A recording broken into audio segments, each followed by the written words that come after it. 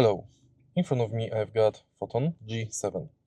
In this video I'll show you how to clear subtotal kilometer computer. In the beginning, take a look at the instrument cluster, press OK button to go to settings, and now use bottom arrow to go to subtotal kilometer cleaning.